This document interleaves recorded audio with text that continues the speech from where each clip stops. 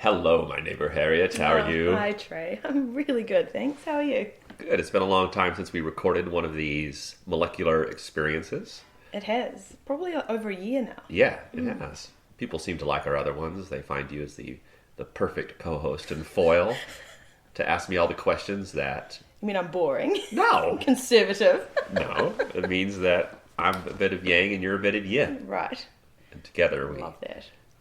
we form the perfect team to describe what these molecules do. And I've yet to convince you on a single one. No. It's not really a persuasive podcast. It's just to describe my experiences and kind of educate people a little bit to see if they might want to do it. Yeah, I mean, I'm not easily swayed, but sure, Yeah. give it a shot. Now, have you heard of Ibogaine before? I have not. No? Nope. Okay. Well, I'm going to be talking about my Ibogaine ceremony I had in San Pancho, Mexico. Wow. Yes. When and was this? Is this Oh. a recent occurrence? Or? It was about 2 months ago. Oh, okay. Fresh. It's fresh and quite the life-changing... That's too dramatic. It's too bombastic. Aren't they all life-changing? Life-affirming, course correction kind of thing. Right. Man, it was incredible. And maybe by the end of this, you will also want to go to Mexico and lay in the fetal position for 3 days and weep, relive your entire childhood from age 4 onward. It's possible. Anything's possible. That voice you hear is my friend and neighbor across the street here in New Zealand, Harriet. She also happens to be an awesome voice actress, and I thought she would be a fun person to tell this story to. Okay, let me give a little bit of background information. So, to me, there are 3 big Mount Everest of psychedelics. There's ayahuasca. There is, which we recorded another episode on, called Ayahuasca and Hitler. You came up with that name. I did not. No, you did not. You're absolved of all sins. And then the second one, we haven't recorded yet, but that is imbibing the crystallized poison of the Sonoran desert toad in the form of 5-MeO-DMT, which is a full death experience. I think, did we not do that one? Wait, I did think we? we did. We've done 2, and that was one of them. I can't I'm remember Sure. too many drugs. I Is can't that the one remember. that was... We might have done that one. I'll I look think it we've up. done that one. Maybe. Anyway, they're all blurring together. Well, we did one about. I know we did one about combo, which is the Amazonian tree frog, Tree frog. which is like a poison you put into your arm. Yes, no, it was that one. That one. That one. Yes. Yeah. Sorry. 5-MeO-DMT. Frogs is- and toads. I'm just getting interchangeable here. It's all right. And then, so the third Mount Everest is Ibogaine, which is not very popular among psychonauts, which is sort of the term people use if they like to experiment spiritually with various psychedelics. Right. And I think it's not very popular because, like, Gwyneth Paltrow didn't do it. It's not on Goop. And ayahuasca has this... I make a habit of doing the opposite of what Gwyneth Paltrow does. So maybe I'll do this one. Oh, maybe so. And, yeah, and ayahuasca is like all the rage, all part of the zeitgeist. There's like 1,000 ayahuasca ceremonies every day somewhere in the world. But Ibogaine is much more rarely used and sought out for some reason. But I think it's going to become more popular over time. Interesting. Yeah. So Ibogaine comes from a plant, like a bush in Gabon, Africa. And they basically kind of scrape off the bark and grind it down. And it provides quite the mystical experience, although it's quite a bit different from ayahuasca, which I kind of thought it would be like, but it's not. Anyway, I'll go through step by step here and tell you about my experience Yeah. and ask any question you want along the way. Okay. Okay. This is the official, unofficial warning. I am not promoting the use of any of the molecules I discuss in each episode of the pod. Many of these, but not all, are illegal, depending upon where you are. I may make specific references in certain episodes, but this is a boilerplate official warning. Additionally, should you decide to try anything, it's always smart to talk to your doctor. Doctors have heard everything, believe me, don't be shy. they'll tell you basically the same thing I'm telling you. Many of these are illegal. It drives these substances underground where unscrupulous people may cut or mix drugs with very dangerous toxins. Know your sources, be responsible, have a plan, talk to your doctor, be smart. Again, I am not endorsing any of this, but I thought it best to supply this kind of messaging on the pod. Now, back to the story. Okay, so I'm over in the Americas for about 3 months. I left our home here in New Zealand. And sailed to the Americas. And sailed to the Americas. And I was gone for probably 3 months. I went to go see Tina and the girls. I stayed with them for about 4 weeks. That was great. Then I went to Burning Man. And then down. Just for a change? Just to mix it up a little bit. I like to keep myself uncomfortable. Actually, that's the 11th year in a row that I've been. Oh. And man, that was quite the experience. Just on a side note here, has it changed at all? Is every year different, or do you feel like it's kind of pretty much the same every time you... There's definitely thematic things that happen to you every year that kind of remain the same. Right. It's, the art is always different, the people are always different. The mood is always slightly different, but all of them, at least for me, have this sort of Joseph Campbell-esque hero's quest, hero of 1,000 faces, where you go off into the desert and you find yourself, right. Rumi's, the treasure you seek is in the cave you fear. So there's a common purpose. Yeah. Really. There's always various catharsi. Is that the plural of catharsis? Catharses? Catharses? Yeah, that sounds better. That sounds more likely. You're so polysyllabic. Anyway, sorry. We digress. So then I went down to the Bahamas to hang out with some friends. And I was at a dinner party. And the woman that was running the dinner party, she's one of these ladies that just knows how to seat people by people they'll get along with. Brilliant. And I was sat by a woman named Claire Wilkins, who's, I don't know, roughly my age. I'm 51. She's probably young. I'm not sure. You're not supposed to talk about no, it doesn't matter. It doesn't matter, no.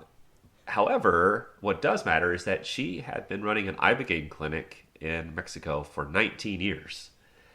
And I've always been fascinated by Ibogaine. It's, like I said, it's not very commonly done, and there's not a lot of opportunities to do it. It's illegal in the U.S. for no reason, which you'll hear about soon, but it's legal in Canada and Mexico and pretty much all over Europe. It's even legal here in New Zealand. Right. Yeah. Interesting. It's really just a plant, and it's not addictive at all. It's the kind of thing that you might just do once in a lifetime. So, but for some reason it gets caught up in the drug schedule with like cocaine and heroin and all that jazz. Right. And so I talked to her all about it. I had lots of questions, and of course she has an amazing amount of experience, and I kind of felt like it was the universe kind of calling me to go do it. Mm-hmm.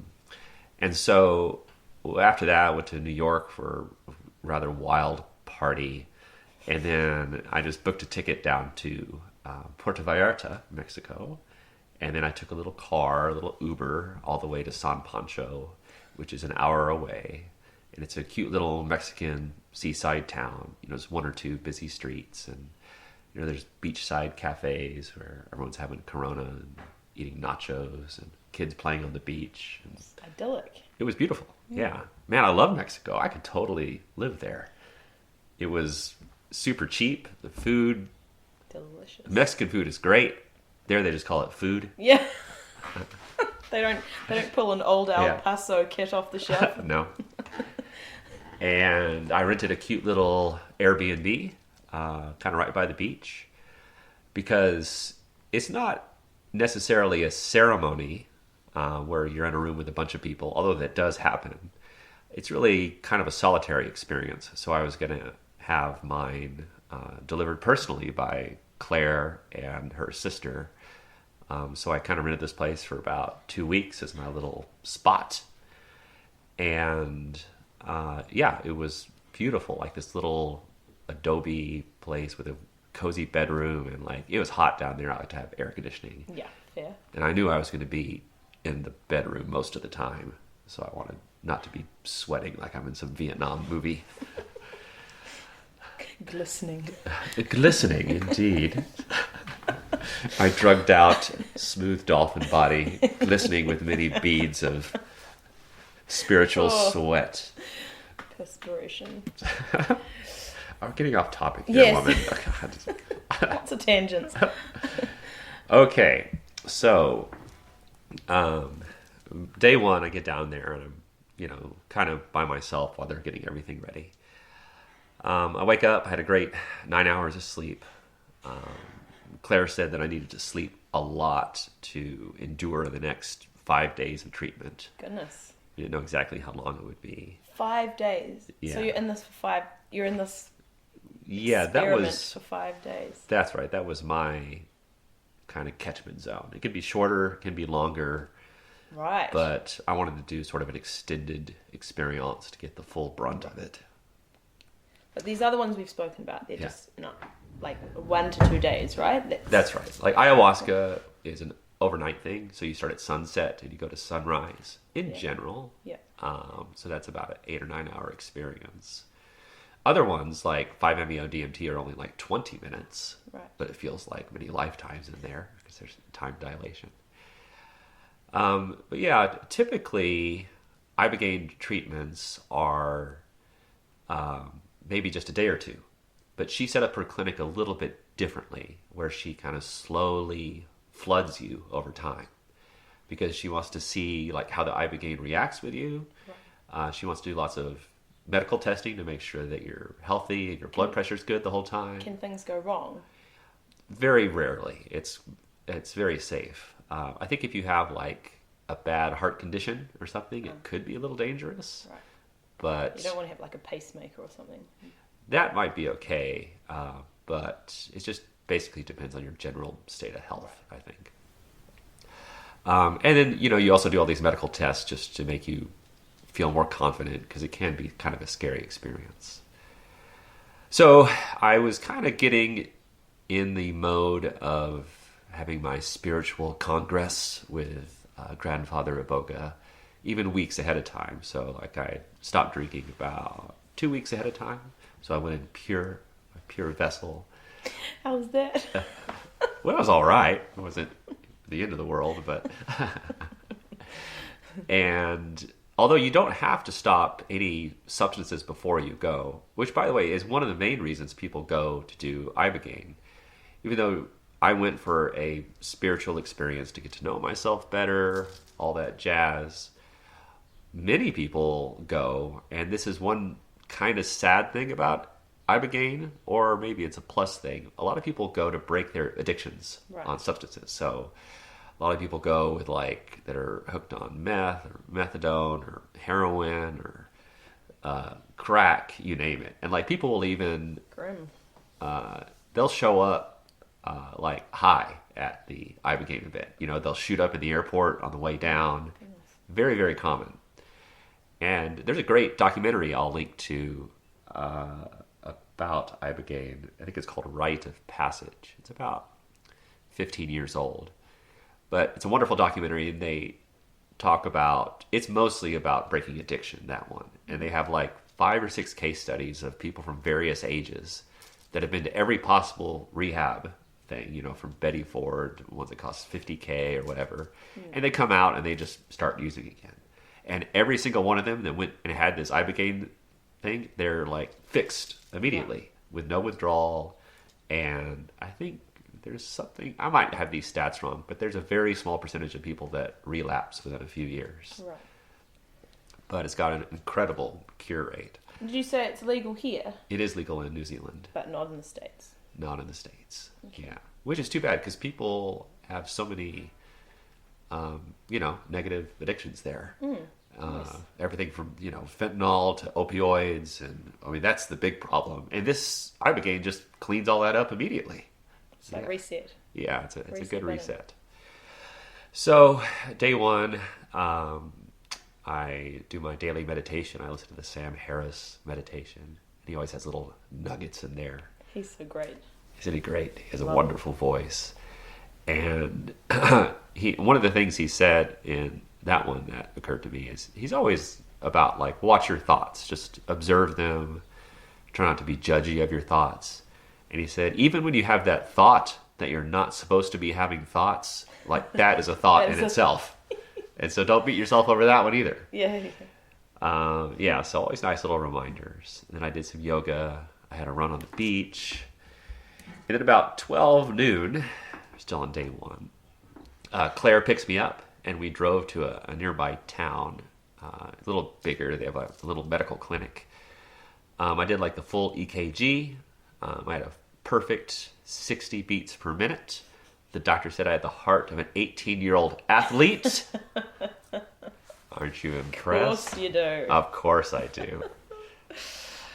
He said all my other signs look good. They had all the other medical stuff that you'd probably understand about my heart cavity and stuff. No, don't understand that. Nah. The only thing he said I should drink more water, like with electrolytes and coconut water and stuff. I don't know how he got that from my EKG. Salt, put some salt in your water. It helps your body retain the water. Thanks, Mom. It's okay. Okay, so then we stopped to do some more shopping to get supplies for this big week ahead. And then while we were shopping, we went like down the diaper aisle. And she said, do you want some adult diapers? I was like, do I need them? I'm like, this is a hot date. Why can't we, just go get some Italian food and cook it up? Do we have to go straight to the diapers? Cut out the middleman. Yeah. So then we stopped back at Claire's place. Hang on, don't skip over that part. Did you get some? I already had them on. You know that. I bought supplies. I have on 2 layers. It's like a tearaway. So I'm always fresh down there. And I thought you might actually need them for the 5 days. Well, there is a chance of vomiting and diarrhea involuntary, but it doesn't happen that often. It will happen in ayahuasca, but this is not really about purging. Okay. Yeah. So we stopped back at Claire's place to get some other goodies. I met her sister. They kind of form a team, and she's like the real vegan nut. You guys would probably get along well. What? Just I'm work. not vegan. Just work. Well, I know, but you work healthy eating into every conversation. I told you I was getting a new tire on my car, and you said, that tires are made out of rubber, right? I said, yes. And what's your point? And you said, well, rubber comes from this place, and they're not vegans there, and You're talking okay, about me here. Don't bring your militant veganism into my tire discussion. I think you've got the wrong person. And so she stopped and got some goodies, and I thought her sister looked cool because like her hair was all like different colored, and she had tattoos and stuff, and looked like she had a rough life, a little bit come out the other side. A little bit of road rash. Like a girl with a few open head wounds. No, I'm just kidding. She was lovely. But Gosh. And actually, Claire, I don't know her sister's full story, but I know Claire actually was hooked on methadone, and she was a heroin user. Claire was the owner of this 20 clinic. plus years ago. Wow. And because Ibogaine just completely fixed her, she got really into it, and she's real sciencey, and she's friends with Rick Doblin and the whole MAPS group, and now she built this kind of legendary clinic down there. So is it sort of deemed, like it is deemed a medical facility? So no, I don't think there's more any like official. like a health retreat, sort of. It's more like a health retreat. Right. Yeah, it's a little bit like. She can't go and give you prescribe you things, and she's not a doctor. No, but she works with lots of doctors. Like their team has amazing doctors on it. Oh, okay. And she consults with all of them, and they can give me any prescription I need. Pseudo-medical. Yeah, pseudo-medical. Cool. It's kind of like the White Lotus, but with more drugs. How good is the White Lotus? Are you loving it? Oh my gosh, season 2. Okay. Wowee. I watched the show, but I don't even think I like it. You don't like it? Well, all the characters are a bit one-dimensional, don't you think? Nope. I tell you who I do love though is love that bigger old blonde woman. Jennifer Coolidge. Yeah, she is. Is she great? Tanya, she is great. I also love Harper. The grumpy. Boy, she is grumpy. She's so grumpy. She's got some good facials. Yeah, she's like a brunette Harriet. Oh! Just always I complaining. Yeah. Nothing's ever good enough. Wow. You don't love me anymore. Cut me down. You might love me, but you're not in love with me. Oh, gosh. What did you do last night? Why is there a condom? Don't give it away for people who haven't watched it. Okay. Yeah. And Portia's the other one I like. Yeah, she's cool. She's cool. But why did she hook up with that douchebag Tool? But then I know. She's regretting it. She could have gone with a nice guy. Bad choices, and she said that. She said, I always... And then she made another one. Yeah. Nice guy was too nice. But nice guy's gone... Yeah. The other way. Yeah, nice guys with that prostitute. Lucia. Yeah. Well, she probably knows what she's doing in bed. Yeah, they Apparently. seem to know. They both seem... Anyway. Why do all you girls go for these asshole guys? They just leave us nice ones in the dust. Are you lumping What's yourself wrong? in with the nice one? Yes, I have lumped myself thusly. I don't know. I guess people like excitement. No? Maybe it's you don't value your own self-worth. You don't feel Yeah, like you're probably worthy that of love, too. so you end up with... Yeah, you're looking for pain and misery, so you can do a boga Right. The devil you know. thing to undo it all. All right, enough White Lotus Anyway, talk. back on track. Trey. Back on track. Stop digressing. Okay, so at 3:30 we go back, and I do a pretty significant dose of peyote. Peyote. Which comes from a cactus. And it's a little bit like a mescaline, maybe a little bit like mushrooms, and it's very mild. And Claire said it pairs well with Iboga. It kind of calms down your nervous system and kind of puts you in a state where you kind of really appreciate nature and that feel sort of like thing. that sounds cool. Just on its Yeah. own. Oh, it's great. Yeah. Yeah, it's really calm and chill. So I was wondering if I still had time to get my nails done on peyote. I love that you do your nails. Yeah. They're looking a little rough, though, aren't they? I got a little sparkle left. Yeah. Don't look at them. I am. I'm judging you. They're bad. You need to get Yeah. a manicure stat. It's looking rough down there. So, yeah, I had the peyote, and then I went out on the beach and had a nice walk. And while I was walking around, I was working on my questions. Because when you go into the Ibogaine zone, you can ask questions to the, for lack of a better word, entities inside of there. And I talked with a guy ahead of time who's very experienced with it. He said, try to come up with 9 questions. You can kind of split your Iboga ceremony into 3 parts: morning, afternoon, and evening. And try to come up with 3 questions for each one. And I was trying to memorize my questions because it can be a little hard to read or be functional when you're on the medicine. So I tried to memorize them. Here they are, if you are wondering. So some of my questions were like, how can I show up better in my relationships? How can I be like a better communicator? I feel like I'm already a master communicator and a great active listener, and I mirror back and I really listen, man. But how could I do it even better? Yeah. If that's even possible. Overachiever. Yep. Yeah. And then I would also, another question was like, what stories am I telling myself that aren't true? Oh. You know, That one sounds complex. these deep questions. So deep. I would ask like, why do I tend to distract myself so much with so many projects and activities? Some of my nighttime questions were like, for people that I've wronged, what's the best way to make amends? That's a good one. Even unintentionally wronged, because Yeah. I unintentionally wrong Everyone people. does. to be Yeah. honest. It's just human nature. Yeah. And then I wanted to ask, like, what happened to me as a kid that either causes me to be self-destructive or unintentionally hurt others? Goodness. All the deep questions. So deep. And then the last one was like, how do I let go of stuff that's not serving me That's a anymore? good one. Yeah. You don't think, are these questions that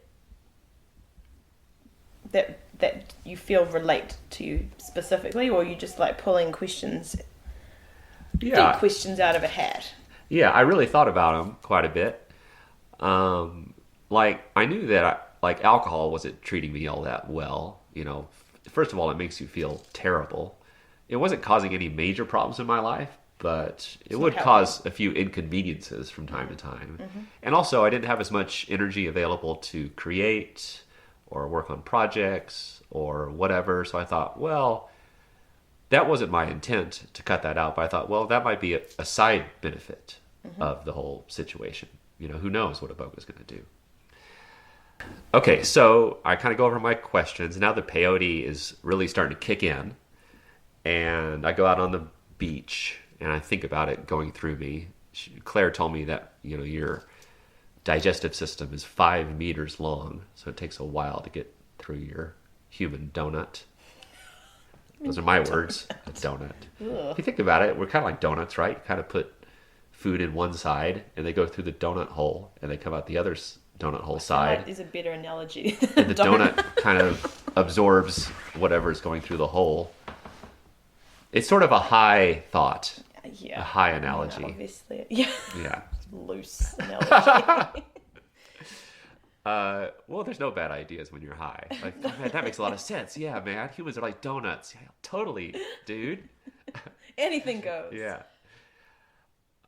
So while I was on the beach, I made like a video that I thought was quite hilarious. I haven't actually watched it yet to see if it is hilarious and entertaining, as I remember. It's hard to be objective when you're on drugs.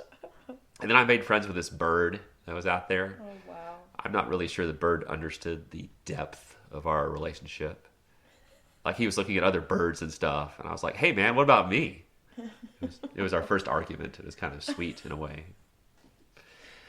All right, so now about 7 p.m., I'm feeling great and happy, coming up with all kinds of funny ideas. I write them down.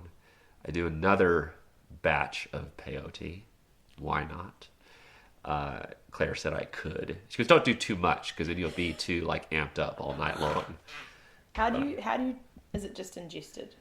It's kind of like eating a handful of dirt. It's about a quarter sized. Oh. Yeah, it doesn't taste that great. Does it look like dirt? It looks like dirt. So There's a what few was it sticks again? in Did there you tell too. me? Peyote, it comes from a cactus. Oh, cactus. Yeah. Interesting. Yes. Yes. So now while the second one's kicking in, Claire's sister comes over and she brings a ton of vegan food to support me through the week. And she's like a super fun Hurricane of Veganism. Like very different than her sister. Hurricane of Veganism. Yes. But they're both great, unexpected. And then like I sat down with her sister. We had some like deep heart-to-hearts while I was high. You know me, I like to have deep conversations. Like really get to know people. Yeah.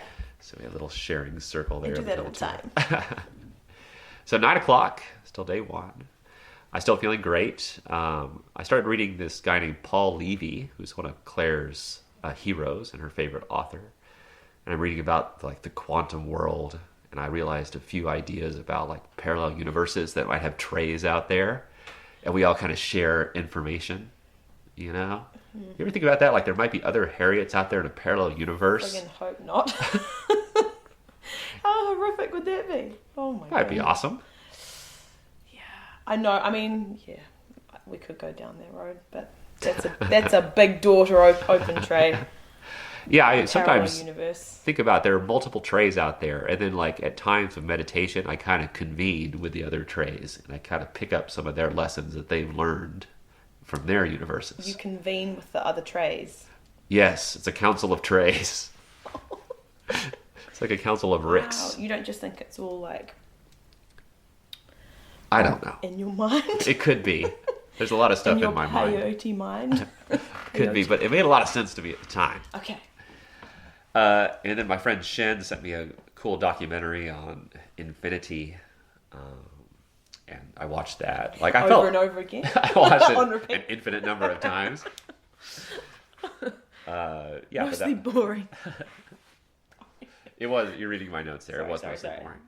There was a cool thing about like an apple in a box, right? And so you can't see what happens outside of the box, but there's an apple in the box, and over time that apple will like dissolve, you know, fall apart into its constituent elements, and like if you give it long enough, like all universes are born inside of there. Every possible thing can happen inside of that little box, given enough time.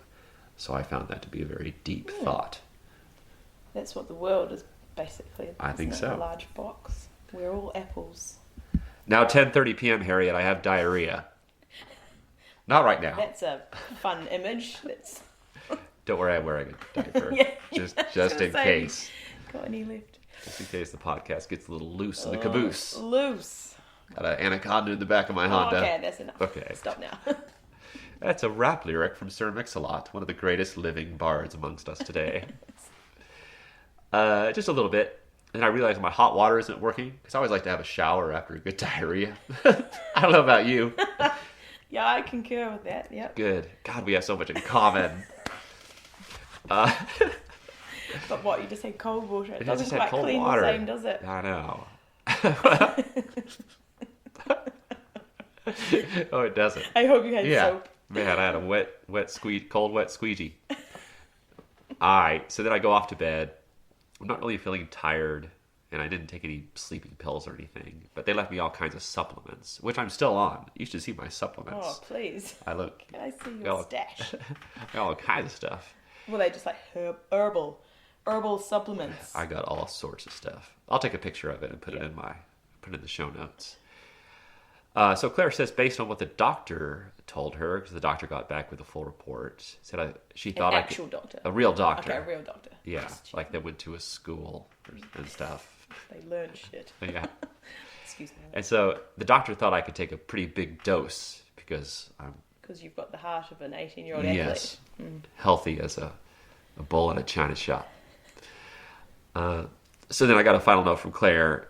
As I was going to bed, she said that I could have more peyote for breakfast. Woo! I know, just mix it in my smoothie. Breakfast of champions. Did you bring any back? No, because it's illegal customs. here. Oh, that one's illegal here. Yeah. The mild one is illegal here. Yeah. But the intense one is not. Is Yeah. that just because they don't know about it here? No, they know about it. Oh, okay. But it's strange because, like, you're allowed to grow the cacti in your yard, but you're not allowed to carve them up and eat the plant stuff inside, which is silly, Yes. especially how mild it is. Yeah, okay, so anyway, that night I had a crazy, like, Tarantino-style dream. Ooh, I started like those. keeping notes. And I imagined, or in my dream, like, all these people... You're going to think, oh, Trey, you have some mom issues here. And maybe I do. But all to be borne out by the Ibogaine, which I don't have mom issues, I don't think. Okay, you protest too much. But anyway, in the dream, like, all these people... This is the house I grew up with in Dallas, Texas. And there were all these people... Not all these people, 2 or 3 people breaking into our house, kind of in slow motion. And I would move around surreptitiously, and I had, like, this big butcher knife.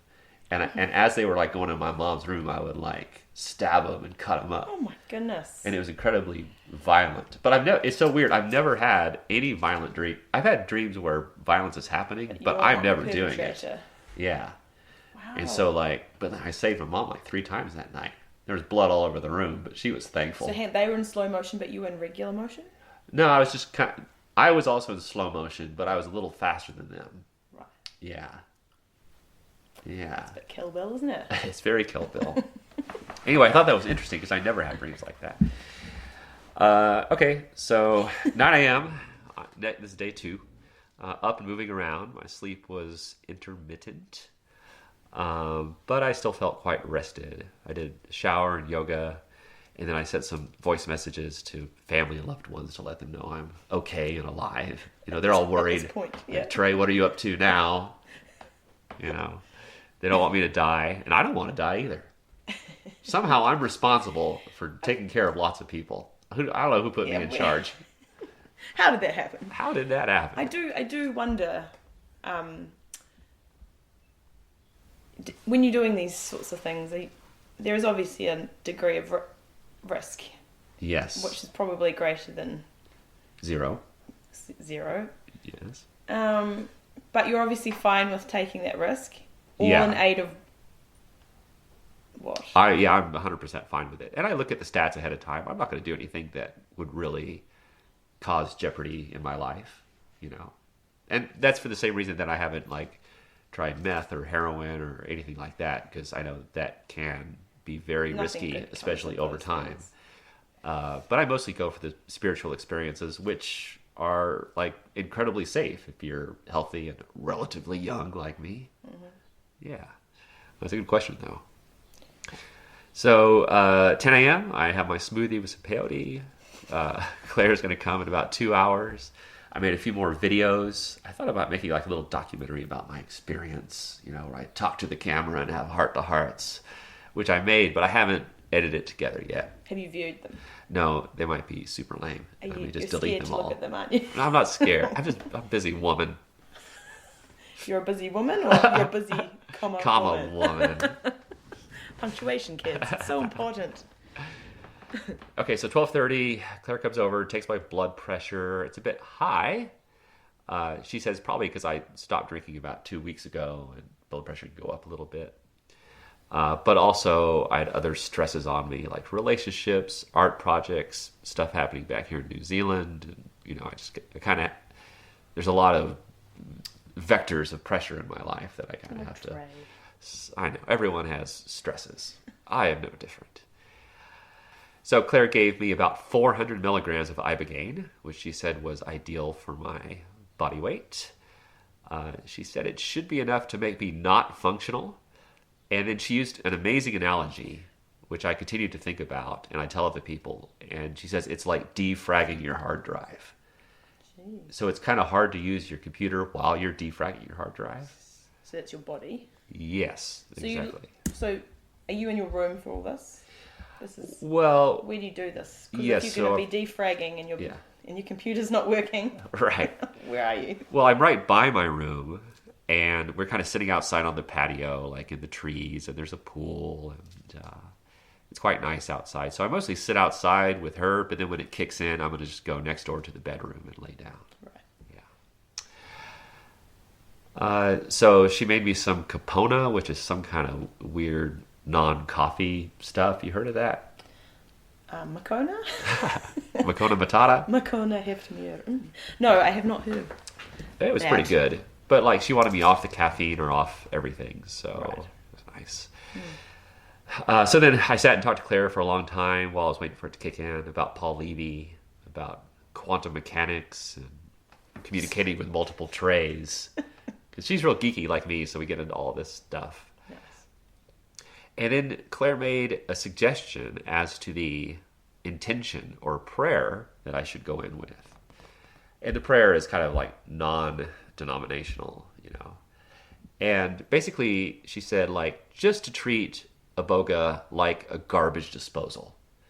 And even though that doesn't sound very nice to treat the Iboga that way, she goes, it loves it. Like the Iboga wants to just take care of all the garbage in your life. Rubbish. Yeah.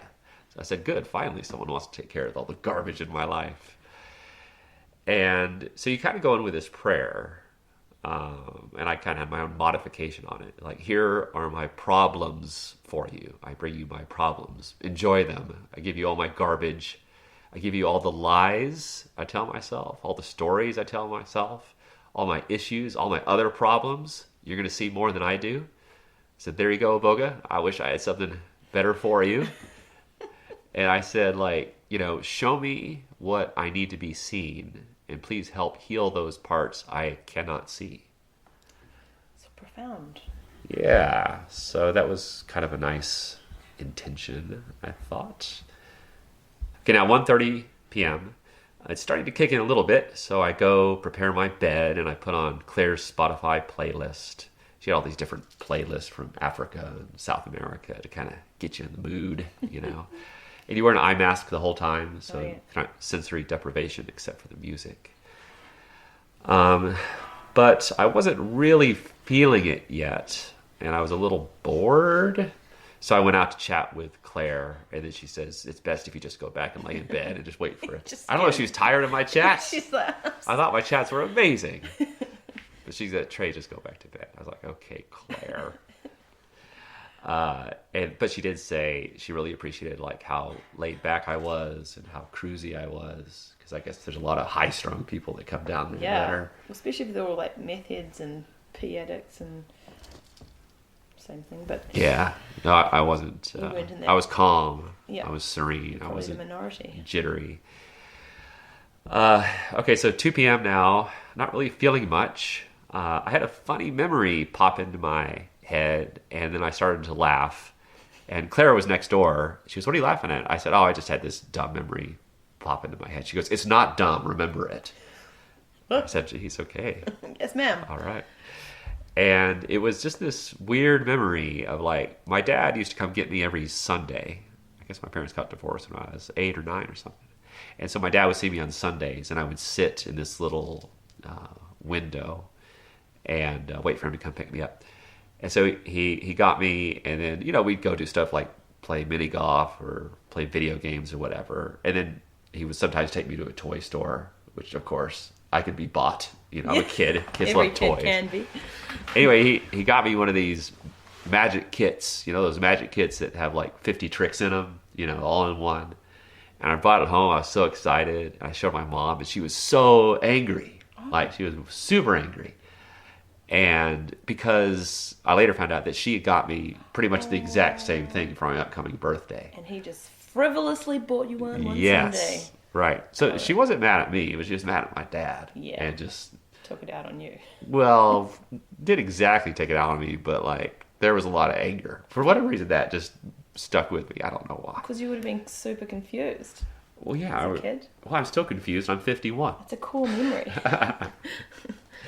But it wasn't like traumatic or anything. But I love that you laughed when you remembered it. Yeah, I did. I did laugh.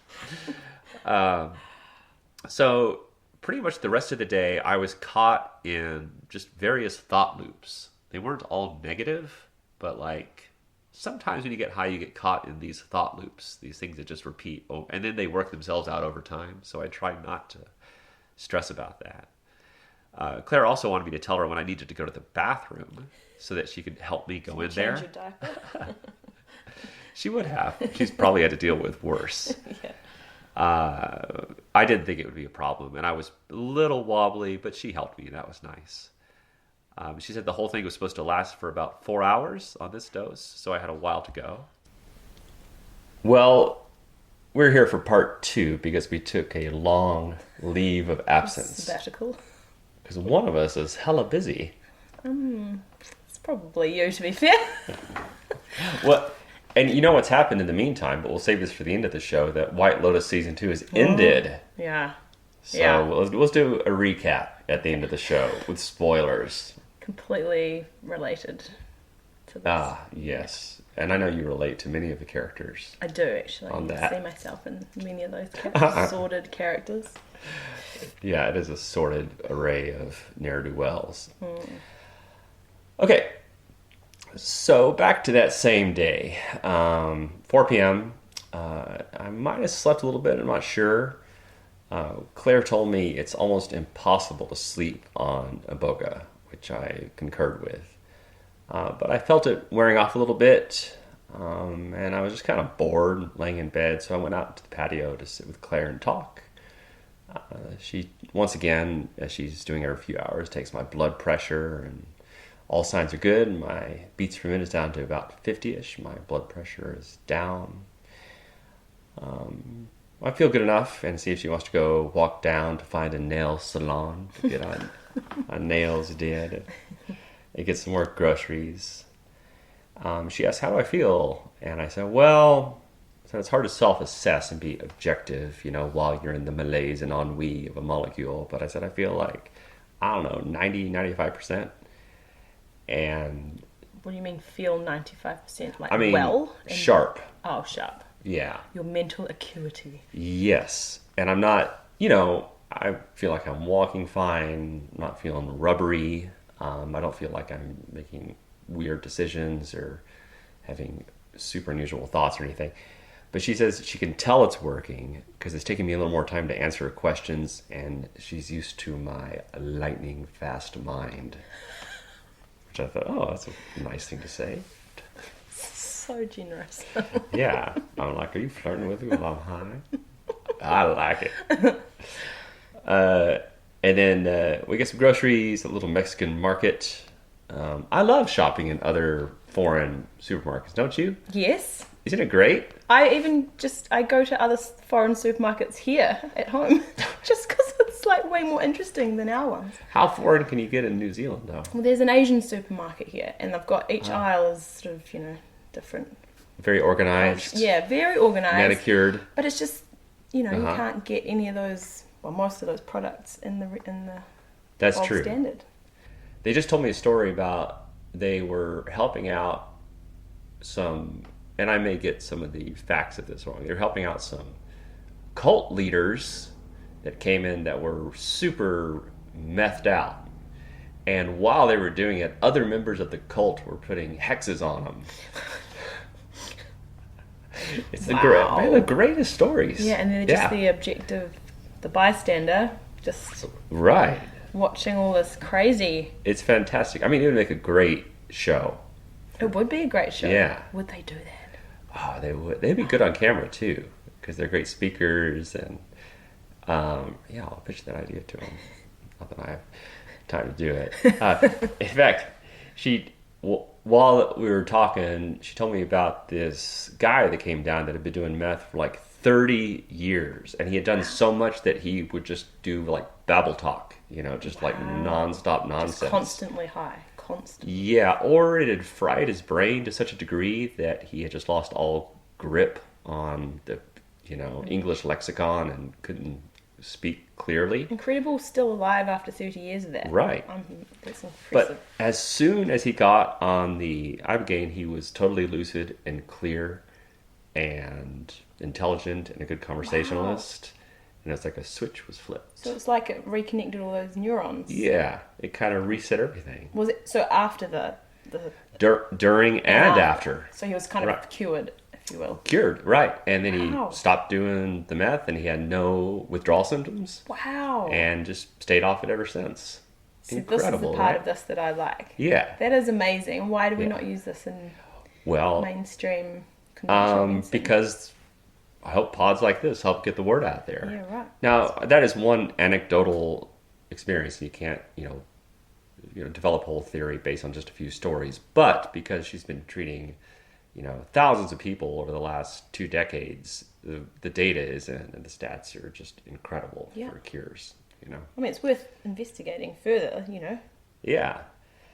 And as we were walking around San Pancho, kind of everybody knows her in town because she does a lot of free work for people in town that have problems. Mm-hmm. There was an American guy that was down there, and he came down about 12 years ago to get treatment, and he was hooked on methadone. And I'm not an expert on methadone, but I think that's what they put you on when you're doing too much meth and kind of helps you come down from meth. But that itself is also addictive. Right. Yeah.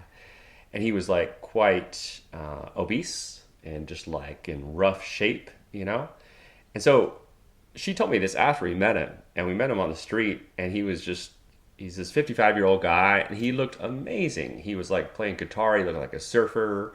His body was great. He looked young and fresh. And he was like full of life and the joie de vivre. And I just thought he was just like some cool surfer dude that just hangs out in town. But then she told me the story about him, and again, anecdotal, but like you just see evidence of all these people walking around. You're like, wow, it's just incredible. Yeah. So it gets to be around bedtime. Claire leaves. It's about now 9-ish. I have my little snack attack, and then my designated pills, which are all just, supplements and things of that nature just to make sure all my levels are good. I went to bed about 9:30 and I had no trouble falling asleep. I was exhausted. I was going to say, do you have food? But you just said you had a little snack. But are you hungry at all on this? Or is it kind of like you're not really interested? I wasn't really hungry, but I was eating for the nutritional aspect of it. Yeah.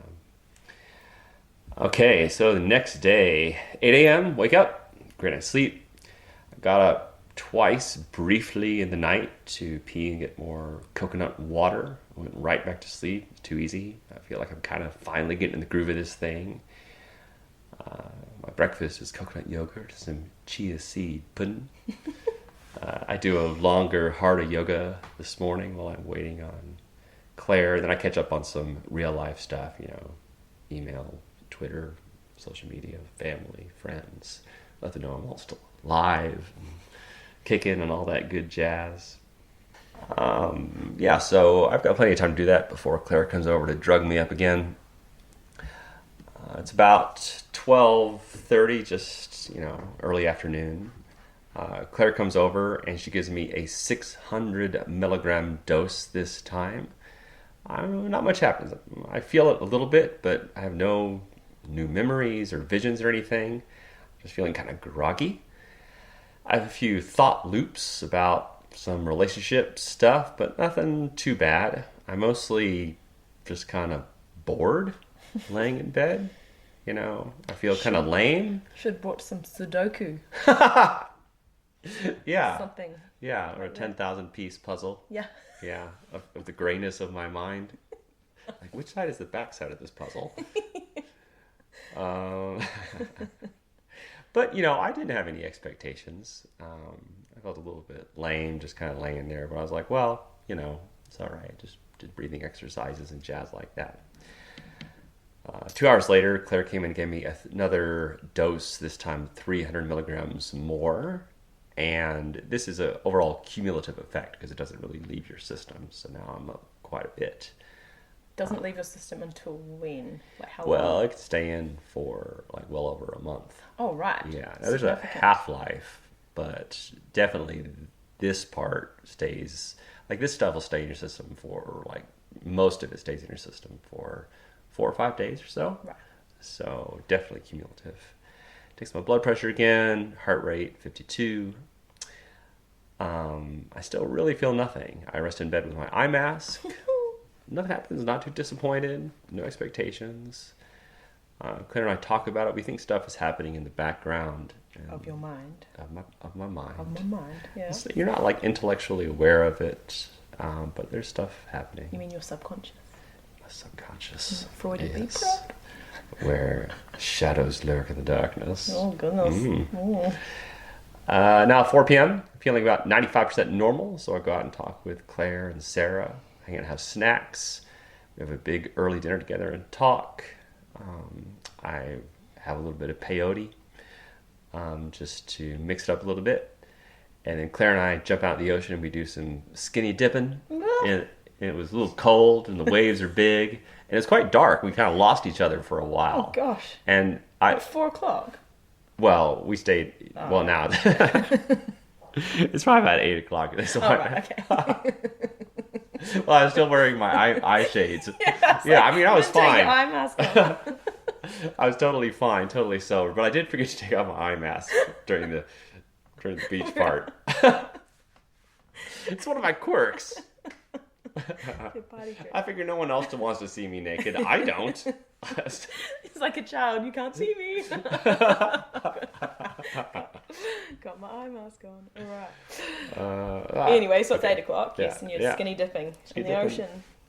Yeah, I thought I lost her in the ocean for a while, but she washed up on a different part of the beach. So now 9 o'clock, and I'm feeling tired. I go to sleep. This is early for me. I'm a bit of a night owl, but you know, I'm just kind of going with the flow. Next day, rise and shine, all my supplement pills, yogurt, chia seed. I do yoga again, and I do a little bit of a jog. It's not much of a jog. Jogging on the beach is tough. Oh, yeah, that You know? resistance. It's Yeah, sad, man. it is rough. Shoes or no shoes? No shoes. Yeah. Yeah, bit of an exfoliation as well. Yeah, fully exfoliated. I just shed a layer there. But I've got very sensitive feet. Do you, Trey? I have feet like a fine Victorian lady. They're soft and supple, silky. The feet of dreams. Wow, they complete say. Opposite to mine. I know. I can only dream, really. I know, but I love those scarred up Chewbacca's. I'm on your OnlyFans foot page. Good stuff. It's a bargain at twice the price. Yeah, foot model. Man, Yeah. I love the fruit and the whipped cream, and you're inventive. Like, oh my God, she got a new dog. No, she needs to wax, but that's all right. I like a high friction foot. Wow, I've got nothing for this. No comeback. Oh my gosh. Okay, so now Claire comes back around 12:30 again, just afternoon, and now she gives me a full gram, 1,000 milligrams. Boom. About 2:30, I'm not really still feeling much effect. I get a feeling something's happening in the background. Claire thinks I need more. Because I you're reading my notes here. I'm She sorry. goes, Trey, you're too cerebral. I thought, oh, no, I can't help it. It's not programmed. So smart. Or thick-headed is probably a better way to say it. No. What? What? Stubborn. Right. Yes. Not like literally thick-headed. Yeah. Now, I tell her, which I think is true. I'm not fighting it. I'm not like, you won't come into me, Iboga. I'm definitely welcoming it and doing my best to surrender and be vulnerable. But she thinks like there's guardians at the gate it needs to like destroy. So I'm like, yeah, there's a battle going on in there. So she jams another 700 milligrams in. So now I'm at 1.7 grams for the day, plus, the 1+ grams from the day before. So now I'm pretty much flooded. Okay, so now 4 p.m. I'm at what we would call the breakthrough level. And this went on for about 4 or 5 hours before Claire brought some food in to feed me. So this is the first time that you've really felt anything significant, right? Yes, I'm a little And how many days are we incapacitated. in now? I think this is day 4. Day 4. Yeah, I think so. See, that's day 4. unreal. Yeah. Well, she likes to slowly ramp you up. I think in a lot of Iboga ceremonies, they just flood you right away, Yeah, too fast. which also works. But I think she likes the steady pacing of it so that, people ease into it with stepping stones because it can be a scary experience, even though I really wasn't scared. She follows the same protocol for everybody. Yeah. And she has to feed me because my hands are too shaky to feed myself. Now, ready for some visualizations that I saw. Oh, goodness. Okay, Hit me. This is wild. It's not necessarily the most visual thing. It's not like ayahuasca or acid or LSD or 2CB or 5-MeO DMT or mushrooms or other psychedelics are way more visual. But this was quite unique. It was almost like a lucid dream.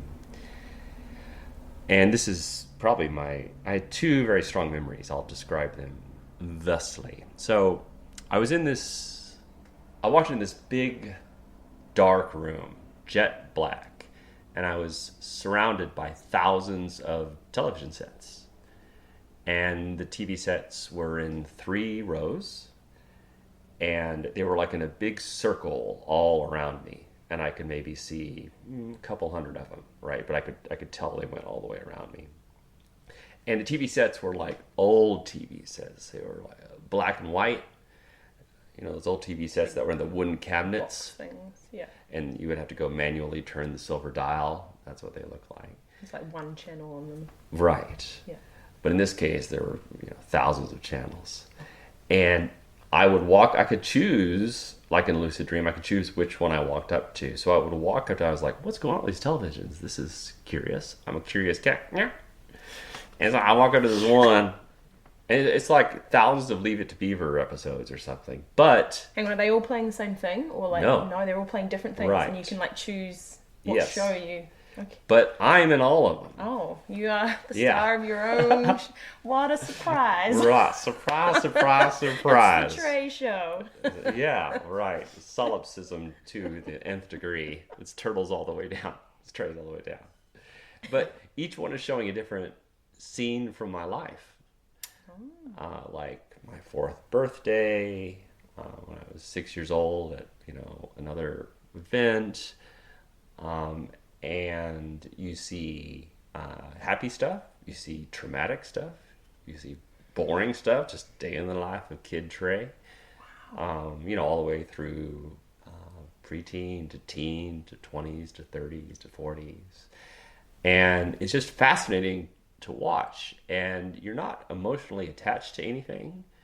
So you're not feeling any feelings while you're watching these very lucid memories that you... Right. Do you remember each of, or were they Yes. things that you were like, actually, I didn't even remember that. That was something that... Yeah, these are like new memories that I hadn't thought of in forever, And I don't think it's like, that movie Inception where stuff is being inserted into my mind. This is all being created. Like, yeah, I do remember some of this stuff. Yeah. And, like traumatic stuff, I wouldn't even watch it and think, you would think like, oh, because this happens with a lot of plant therapy stuff like mushrooms or MDMA or psilocybin for helping people who've had trauma or PTSD or severe depression. Like, in those experiences, a lot of times people will see traumatic events and then they'll realize, oh, it wasn't my fault. You know, just a bad set of circumstances. No need to blame myself, beat myself up, or be self-destructive. It was just, like, not my fault. And so that frees a lot of people from that little niggling thing, that little niggling piece of programming in there that might have made people think they deserved that kind of thing to happen to them. But this wasn't like that. You would just kind of watch it objectively, not really coldly, but you'd be like, oh, that's interesting. You know, almost like you're watching a documentary about someone else. I didn't feel sorry for myself. Didn't really feel like I had to forgive anybody. You would just kind of watch it. Anything. No. It was very interesting. What was also interesting is the videos I was watching were like in fast forward. They were like 10 times normal speed. But somehow I could understand what was happening. It's like my subconscious was like fast forwarding through the show because, like, yeah, a lot to get through. A lot to get through, and yeah, it was like you get it right. Your brain can process stuff a lot faster than you think it can, so it was just kind of speeding through there for me. What do you think the point of all that was? Like, what's your brain doing there? I think I was seeing earlier. I referred to this thing as like defragging your hard drive.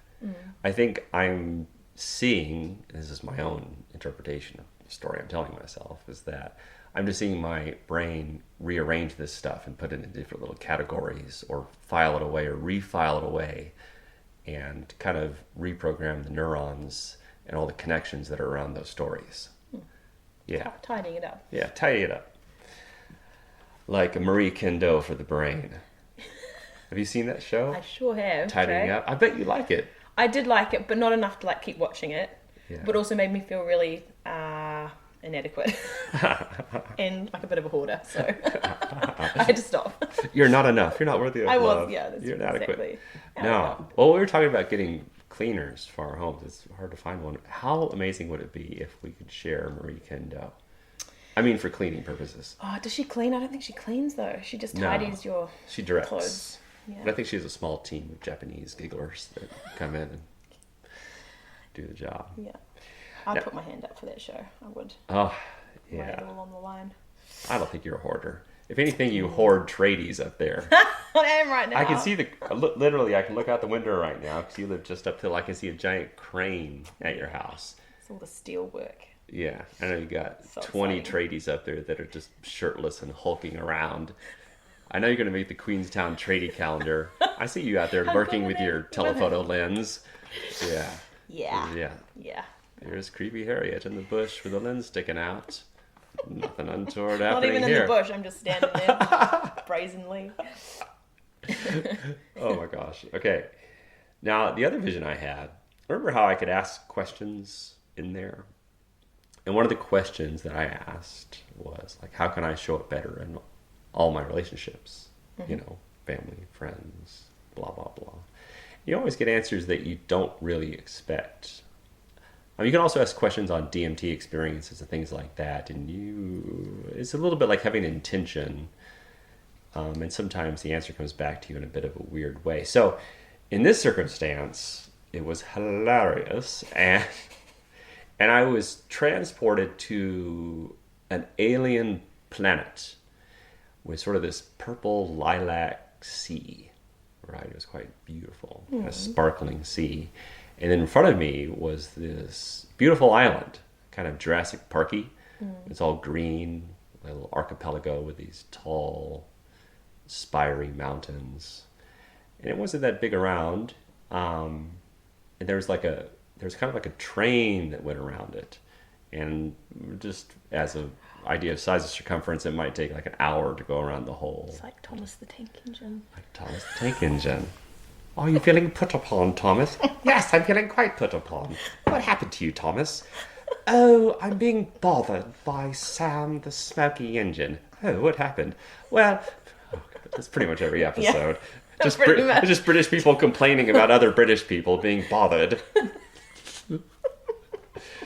That was quite good. Sorry, yes, so Yeah, you're on it's your okay. island with the train that takes about an Yes. hour to go around. And then I quickly got the idea that it was like an amusement park, the whole island was like an amusement park for aliens, and there was all kinds of different sorts of people there, and I got the impression that the people weren't actually there. It was sort of like their avatars that were there, and they would travel there from other realms to be entertained and just enjoy the show. A galactical amusement. Disney, yeah. And there were rides all over the place, like different kinds of amusement park rides, like Ferris wheels and little roller coasters, and log flumes, and things of this nature. And then whatever alien presence brought me there, they said, "All right, Trey, you're in charge of designing all the new rides for this place." I was like, "I am not well equipped for this job." They go, "Don't worry, you'll do fine." I was like, "All right." So weird. So, Harriet, I literally spent like 2 or 3 hours designing rides for this thing.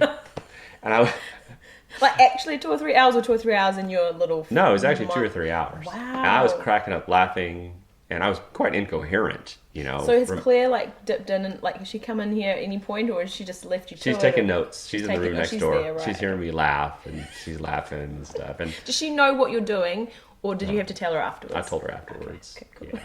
But she did say it was kind of an unusual thing to laugh that much. But you're so cerebral. But something similar did happen during my third ayahuasca experience, where I laughed a ton. And in a way, they called it like a laughing purge. I was going to say, it's probably like a big release. Yeah. Like pent up humor. Yeah. And I came up with like the most ridiculous rides. And the funniest thing about it is every ride I designed was a total disaster. And like, so I would come up with this ride, and then, all the, Disney, Jurassic Park, Alien, SeaWorld people would come, and then I'd get everyone all excited about the ride. And then like, this is gonna be great, guys. So like, I had this pirate ship ride that would go out on the ocean. It's like a super cool pirate ship. Everyone's having a good time. They're like little fake cannons, little net kids could crawl on, and fun stuff like that. And then like someone else had built another pirate ship, and it came and destroyed the pirate ship and killed everyone on it. Oh wow! So there's a little dark element here. Didn't anticipate that. Wow, and then I designed some roller. Then after that, I was like, "Oh, sorry about that, guys, but wait to see my next ride." And it was like a roller coaster, and I forgot to finish part of it, which was clear when it went off the tracks. Wow. Yeah. So, but it was really fun designing rides. And, little masochistic in there. Yeah, I really felt bad for injuring so many people. But I also got the feeling that it was just their avatars, that it wasn't really them. So they weren't really dying. Yeah, because they would kind of respawn and go like, "What do you got next for us?" All right. So they were still there, same people, same. Yeah. Now I don't know what I learned from this. Right? I don't really know what my takeaway is. Although it is a similar takeaway I've gotten from a lot of my other psychedelic experiences, which was just keep being you, keep doing what you're doing. You're on the right track. Yeah, you might make rides that don't have tracks and people die on them, but just keep being yourself, and just keep maybe being a little ridiculous or trying new stuff or having ideas and don't forget to laugh. Yeah, don't forget to laugh. Yeah. Because the universe, that is another global theme I get across all these experiences, that, the universe is just a very silly place, and we're all just lucky to be here. Have a good time, be kind, be loving, help other people, have a good time. Does it feed into the meaning of life question a little bit? It does. And you've just obviously decided that there's probably not much meaning to life, so may as well just have a good time. Yeah. While you're here. Yeah. Well, I'm not nihilistic or anything, but yeah, just have a good time, be helpful and kind. And I do think people make life way too complex and add too much serious drama. And most of that drama comes from, ego, or taking yourself too seriously, or making sure that you're right in arguments, or whatever it might be, And a lot of that stuff ends up hurting other people, or unintentionally hurting other people. Because if you look at drama with anyone in your life, it usually comes from people having an overinflated sense of identity that they have to impose on other people. And usually because they're a little bit broken somewhere there. Yes, right. They have their own insecurities and their own projections, and it's pretty easily to clinically psychoanalyze anybody that tends to hurt other people intentionally or unintentionally. Yeah. Okay, so Interesting stuff. yeah, super interesting. Now, so made it through the night. I was pretty beat. I was spoon-fed dinner again. I vomited for the first time. Then she spoon-fed me again. And after she left, I was going to bed. I had the wildest, this was another vision I had. I had this perfectly clear memory of me being a baby in a high chair and my mom spoon-feeding me. And God, it was so sweet. Like, she was so loving. And like, she had this little, I remember the high chair because it was kind of beige. You know, high chairs have they're plasticky, and then they have a little curvy thing to catch all the extra food. Yeah. And then it was some sort of pea soup or something, or mashed peas. And I could look down and see like perfect little splatters of the pea soup where it kind of spilled a little bit. And then it was really weird because like as she was feeding me, I was like, I was actually physically opening my mouth and taking in the food. I was like, this is so weird. You were reliving that. Yeah.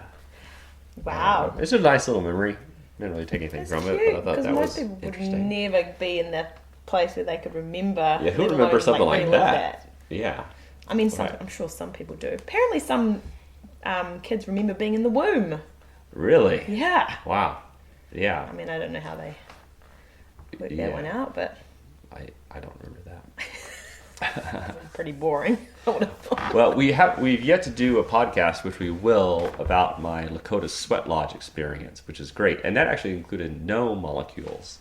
But you get into this real quick. You get into this super hot, coal-filled, or glowing red-hot, granite-filled sweat lodge, and it looks like a little igloo in your shoulder to shoulder with people, and you crawl into it, and it is a recreation of being in the womb.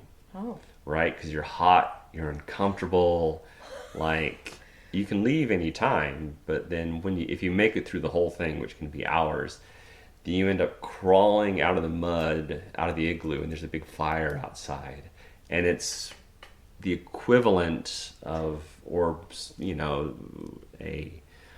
analogous to being reborn. And you're just dead, basically. You just collapse on the cool grass and look up at the stars, and it's like such a relief to get out of there. Yeah. I think, like, in general, being in the womb is supposed to be quite pleasant. Yeah, I imagine it would be. Just like a non-stop hot tub. Not hell like that. It sounds like shoulder to shoulder with other sweaty people. Yeah.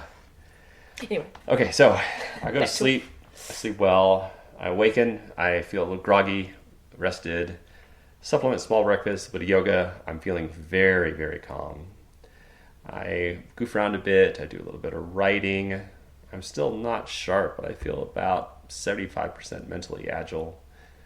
I'm stumbling around a little bit when I walk, but that's no big surprise. No injuries. And then at 10 a.m., she has this Argentinian masseuse come over because she likes to do other kinds of treatments throughout. It's not just the medicine. So there can be breath work and yoga and massages. And this one was she was great. And like while she was massaging me, this is the first time I've ever, she was like making these cooing sounds like birds or like nature, like the wind. And then like towards the end, like I was face down, I didn't know what was going on, but I heard those wind chimes and I was trying to figure out what the hell is that sound. And I think she was like wearing a hat, like a wide rimmed hat with sort of, like wind chimes around the outside while she was massaging me. And it was like the coolest sound. I was like, all masseuses should wear this hat. Wind chime hat. I wish I had looked up to see what was going on. About 12 noon, I have lunch and dip in the pool. I'm basically done with the medicine. She says this is what's called my gray day. I don't have anything to do but just sit there and stare at nature or whatever. It really worked. I remarked to her that I'm just completely unmotivated to do anything, which is okay. I say it's different than like an MDMA come down, which can be really rough if you have too much, where you just feel nihilistic and you're not interested in anything and you think it's never going to end. It always does after your serotonin comes back up. It's not this didn't feel like that. So this wasn't I had no sadness or something. It was almost like a no feeling, a no mind. I think Buddhist Zen people call it mushi, or no mind. She says this because Ibogaine interrupts all your normal behavior routines, including me being a bit of a workaholic. Because if I have a spare 15 minutes, I've always got a few things to do. Which can be an addiction in its own way, work, Absolutely. For sure. So more relaxing, I have some small snacks, and I do some more writing. About 6 o'clock, she comes over, brings me an epic meal, vegan mac and cheese. Yes. Spinach soup and some amazing broccoli soup. I could eat this stuff all the time. Another great conversation, and they left about 8. I could hear the ocean behind me lapping up. Like, oh, this is so nice. Life is wonderful. I slept well. Next day, she came over and gave me what she called a museum dose of Ibogaine of about 320 milligrams. And then now we go get our toes done. Because my nails are looking sweet. It's time to get the other 10 digits done. I'm feeling like incredibly functional. We stopped at this vegan ice cream place to get some vegan ice cream because I wanted to go in there because there's a super hot Argentinian girl that was in there. And I was like, I'd go flirt with her a little bit, but she wasn't there. Oh, no. Yeah, her boyfriend was there. He was pretty cute. So hang on, so she just keeps giving you this Ibogaine every day? Yeah. Every day? I think this was the last dose. Right, so day 5. Not that you need day to, 6. Yeah, not that you need to taper off of it or anything, but just to kind of keep the processing going a little bit. I just basically trusted the chef. And then before she left, she gave me another half a gram to kind of keep the defragging going. Went to sleep about 10 p.m., slept well. Next day, now day 7, another great day, just eating healthy, going through the motions. I think my brain was dealing with some deep emotional stuff that you're not really aware of, but you can just kind of feel better. You feel like you've worked through stuff and not really understanding it. It's kind of like background therapy in a way. So interesting. Yeah. Have you ever done anything that has had that sort of subconscious? Sure, yeah. Mushrooms will do that for you. Like, you have a very tangible experience during the mushrooms, but then there is an integration period that can last days or weeks afterwards. Same way with ayahuasca. You have a very intense experience, but the medicine continues to work on you for weeks and months afterwards as it does background stuff. Yeah, your body has all kinds of stuff going on all the time that you're not aware of. Yeah. Your kidneys are always hard at work, your liver's doing stuff, pancreas is doing, there's all kinds of stuff happening in your body automatically that you are not aware of. So there's no reason that you have to be completely cognitively aware of all the emotional stuff you're going through either. As long as it's getting fixed, just like your kidneys can clear out the bad stuff out of your head, Ibogaine can clear out a lot of the negative emotional stuff out of your head too. Day 9, another nice day of integration. And so I come out of this whole thing, I'm feeling extremely serene. I'm feeling 0% desire for alcohol. That's good. Which is great. I kind of thought so I've been to Aroha a couple of times down the road. You've been there? No, it's out of my budget. I'd love to go one day. Maybe you could cut your trainee support staff by 10. Yeah, I'm sure it's a way I could work around it. But you've been to these kind of places where you're eating healthy, you're really good, you're like, oh yeah, I'm going to change my life, I'm going to exercise, eat good, not drink, all that stuff. But that might last a couple of weeks if you get back to your old habits. So I was a little worried about that because I enjoy not drinking. Or not drinking. Both. I enjoy both, right. But I thought, it'd be so much healthier and sharper and all that stuff. And I thought, I'm here in Mexico, everyone's having margaritas, maybe I'll just kind of slip back into it. But I didn't. Have you now, though? Have you gone back to... No. You haven't drunk since? No, 0. That is amazing. I know. 0 desire. So you still have 0 desire? Yeah. Even when other people drinking around you? Oh, yeah, and you know what you know what New Zealand's like. Yeah. Everyone's just drinking like it. Of course, it never bothers me that other people drink at all. And my friends are always trying to tempt me and stuff like that. But people really don't care. I mean, my circle of friends, they don't really care whether or not you do it or not. Because people shouldn't care. Yeah, no. I'm, quite open and all that jazz, so I don't really need any kind of social lubricant. Not that is the reason that people do it, but it's maybe part of the reason. I think a lot of people do. Yeah. For the social, Yeah. Awkward. Yeah, and before I would stop drinking for, weeks or months, but that required willpower, right? Like I would go to a party and I have pretty strong willpower, but it would still require a little bit of willpower. This doesn't require any willpower at all. It's just automagic.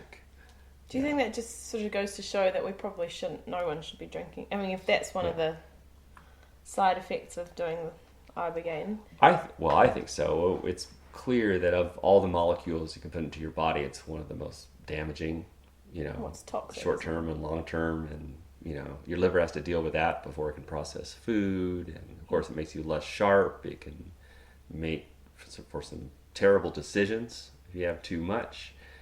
It takes years off you.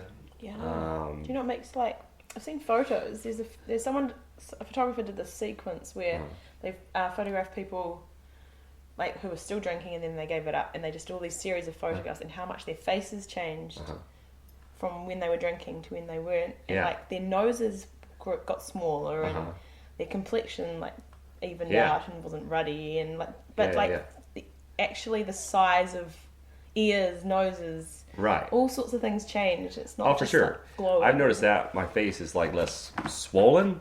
Yeah.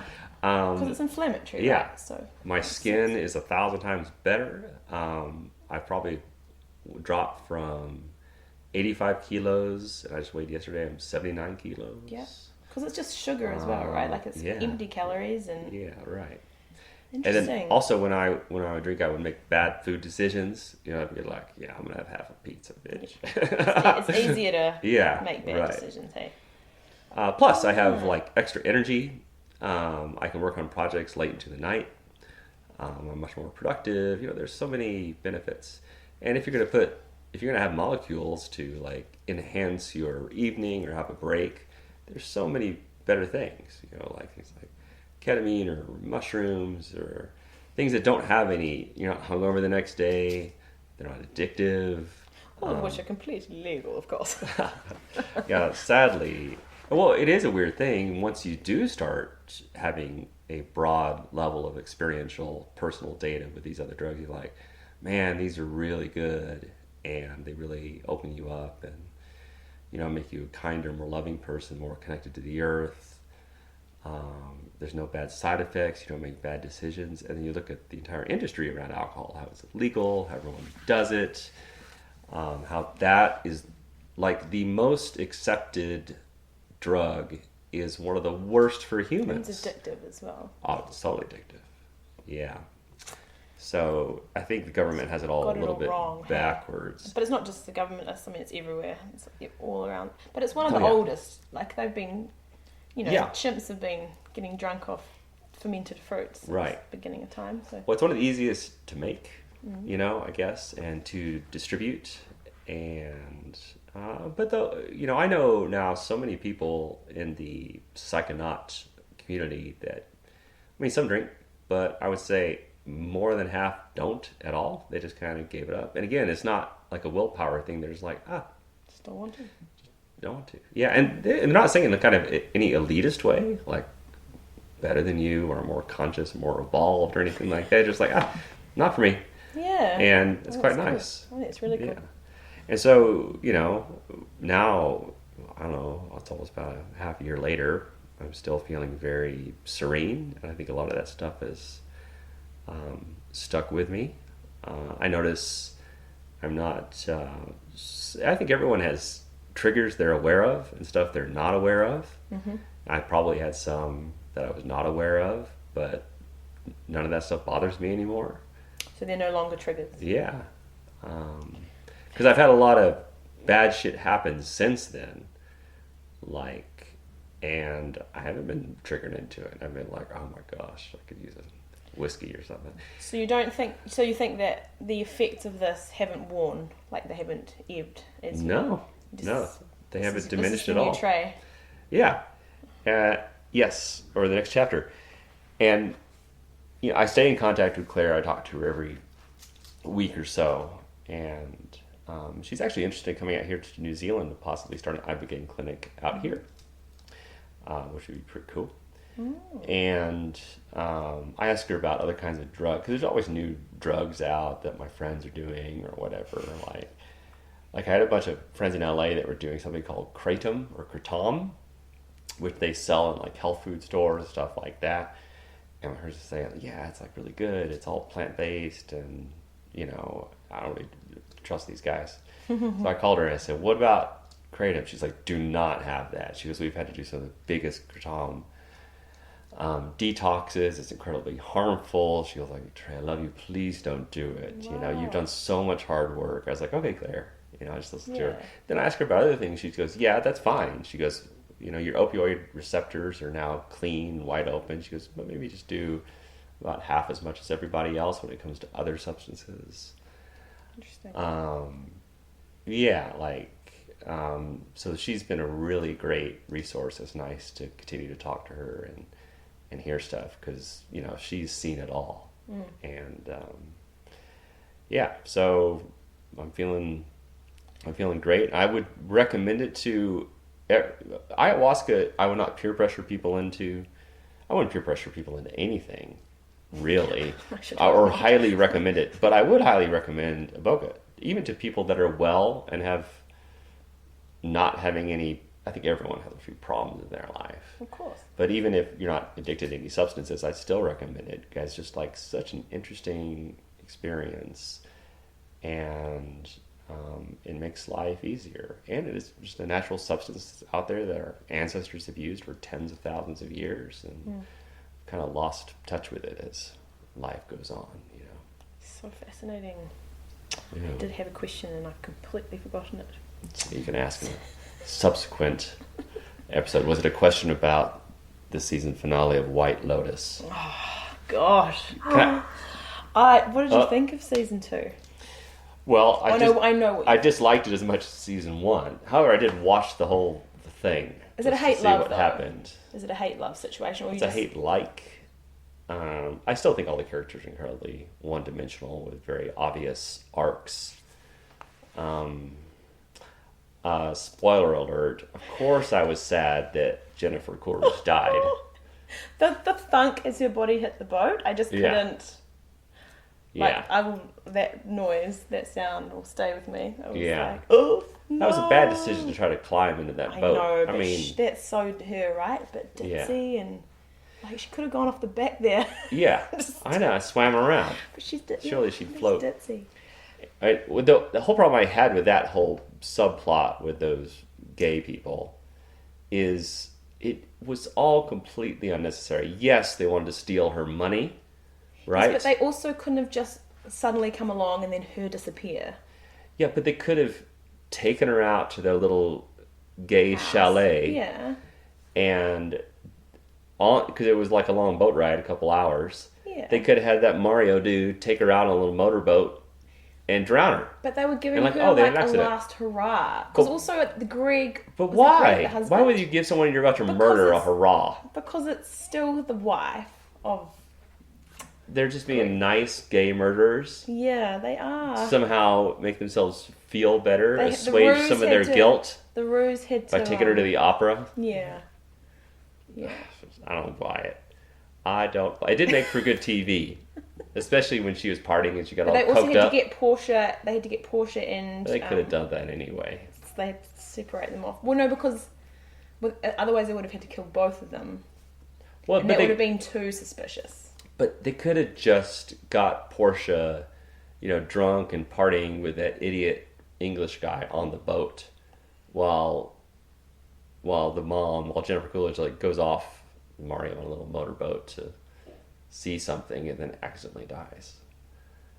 And then they would come back, and Portia goes, "Oh my gosh, what a terrible accident! It's so bad." They're like, "Yeah, it's tragic," and they could have just dropped off Portia. Yeah. But it said they kill her right by the resort. Yeah, it wasn't. Yeah, I know what you mean, but I enjoyed it. I really enjoyed it. And you still like that Harper gal? She's so like bitchy and moody. I just thought she was quite cool. Yeah. I don't like bitchy and moody. Oh, I don't people. No, I don't like. Or even watching them. I thought she's a good character. I thought she was good. Yeah. Her facial's awesome. She's always like suspicious. But that was all weird. The two couples just. Yeah. And then obviously, you know, the happy clappy couple. Oh, what are their names again? I don't remember. I can't remember them. But I thought that was quite fun how they were like supposedly like the loved up couple, but really they were just faking it. Yeah. Yeah, it was all a charade. The kid was the trainer's kid and all. Yeah. All that stuff, which was probably a bit predictable. Yeah. I tell you who I did love. The two whores. Yeah. The two whore women. Yeah. That just run around tricking men. Yeah, I thought they were funny. I think it's just I love Italy.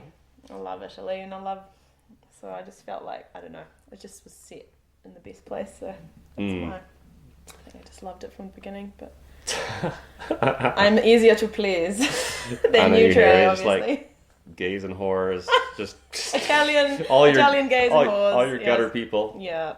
I like it. Always at rock bottom you are. Yeah. I like it. It makes you feel slightly better about your slightly evolved life. Yeah, you're so cerebral. What was I going to say? I think there's season 3. They've left it open to season 3. Well, Jennifer could come back because it could be a prequel. She definitely died. Well, I know she died, but it could be a prequel.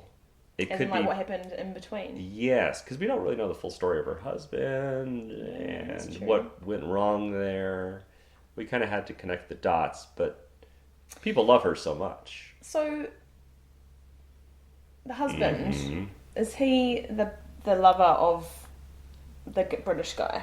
The British gay guy. Yeah, because remember, he said that the only person he's ever loved was the cowboy, the American cowboy he met. And I feel like that was Greg, the husband.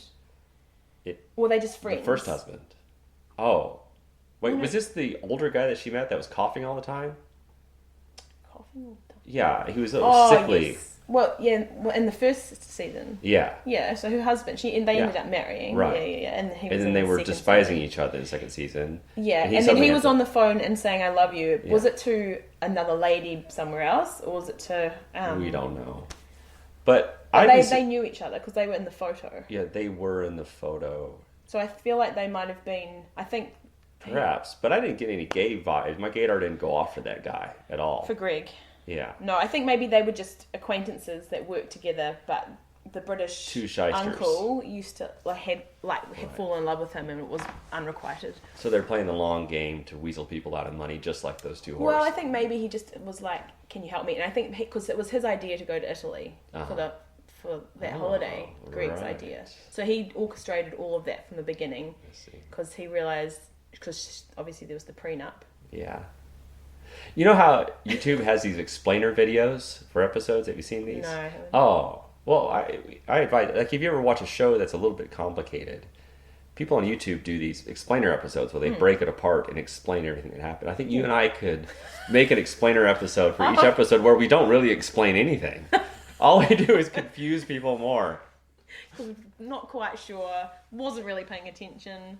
Just, probably. I mean, I don't know. There's a lot going on in there. Like, a lot of people didn't pick up on the photo. You know? No, I think you're the one that told me about that. Yeah. And they did a really good job. They actually looked, I mean, obviously the tech these days is great. So, but I was like, oh, that's really like they were the young versions of themselves. But she should have been like, smelled a rat a bit earlier. That was just like... Yeah. But she she's was a little high, ditzy. wasn't she? Yeah, she was on cocaine. And also, which makes you sharper. It doesn't make you more ditzy. Oh, right. Yeah. Why would they take her into... That was the part I didn't agree with. The stupid part of the plot. They took her into the room where that photo was. Well, they probably They could have. There didn't were a look at million that. other rooms in there. They didn't think about it because that was going to be the drug room where she gets coked up and hooks up with that hot Italian dude mafioso with the cum gutter abs. Oh my god! It's like Jesus. It's like the young hot Jesus up on the cross. Oh, okay. Right? Too far. Well, I mean, come on. Too much. And they're so anti-gay in the church, but they just put like a hot Jesus up there for you to stare at all. Might want to delete that part. Oh, we'll leave it in there. The church knows what I'm talking about. Oh my gosh. But yeah. So would you watch season 3 or would you? Yeah, I would watch Yeah, it. you would. See, you would. I definitely watch it if Jennifer's back in it. I don't think she'll be in it. But did you know that White Lotus single-handedly resurrected her career? Yeah. And she said her neighbours have now started talking to her. She was so funny. I heard her, I don't know if it was the Emmy speech or Golden Globe speech, but gosh, she's so funny. Hey? She's great. She'll always be Stifler's mom to me, though. Like, that's... Her two other favorite roles for me is one people know about. She was in Best in Show. Don't know that Have you one. not seen that one? No. Oh, that in it the is to-do. fantastic. It's a Christopher Guest movie. He did Mighty Wind. He did Spinal Tap. Oh, yeah. And a few other shows. And he kind of uses the same cast of characters. It's a hilarious one Best in Show.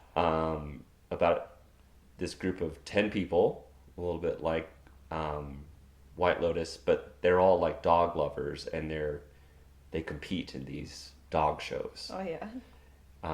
Yes, and she plays a younger woman who's in love with this octogenarian. And she ad-libs most of her lines in that. It's a fantastic, hilarious movie. And then the other one, which almost nobody has seen, but one of my favorite movies. And, you know, Jermaine Clement from Flight of the Conchords? Yes. Yes. He's one of my favorites. Yes, mine too. And I heard him in an Love interview, and they asked him, like, what is your favorite movie, your favorite role? And he goes, well, it was the role I played in Gentleman Broncos. And she's in that. Gentleman Broncos. Gentleman Broncos is great. It's from the same director that did Napoleon Dynamite. Oh, awesome. And this is his only other movie. Oh, hang on. I feel like maybe I have seen... This was a while ago, right? So it's a coming-of-age movie. And Jermaine Clement plays a sci-fi writer that designs his own book covers. Okay. And he's I've got heard of it, yeah. He puts on quite the hilarious accent. Anyway, I recommend those two Jennifer Coolidge vehicles. I can imagine those two together would be... Because they're both quite droll. Yeah. I don't really think they interact much in the show. Oh, right. But they both star in it heavily. He's got the best comedic timing. God, Have you he's seen Eagle so versus Shark? funny. That's Yes. a classic Kiwi. Of course. Yeah, so many people recommended it to me. I go, well, it's got a stupid name. But I finally got around to watching it. I liked it. That's good, huh? Yeah. Very Kiwi movie. Meaty boy. Welcome to Meaty boy. Okay, well, we really went down Going down a lateral rabbit hole there. But thank you again, Harriet. You're always a delight. Next one, I don't know what we'll talk about. I've got a whole list of molecules and stories. Sweat womb. Sweat womb. The sweaty womb. Coming out of my mom's sweaty womb. Like room, but a womb. Yeah, we could do that one. That one's pretty interesting. Man, we got a lot. And I've got some new experiences planned ahead of me as well. Incredible. Yeah. Never I a dull love living moment. vicariously here. I think of all of the ones we've spoken about so far, that Iboga is probably the one I would most do. Yeah. God, I'm so excited when you finally try one of these things. I would just love to hear your experiences. I don't know if I'll ever do it, but you know. Yeah. I'm slowly breaking you I'm down. 50% there. Piece by piece. All right, well, thanks everyone for listening. Be sure to subscribe, tell all your friends. Give us a 5-star rating, all that jazz. Very niche audience here, but it'll slowly grow over time here. All right, thanks everyone. Ciao bella. Ciao bello. A little Italian ending there for you. I want to thank everyone out there that makes this pod possible. I also want to thank the great Sam Wave for his music and sound. Check out our new fractal company at www.themachineelf.com. There's a dash between the machine and elf, so 2 dashes there. Last, I want to thank Stu Davidson, my Scottish Superman for doing all the engineering and support. I don't care what everyone else is saying, but I think you're the best, Stu.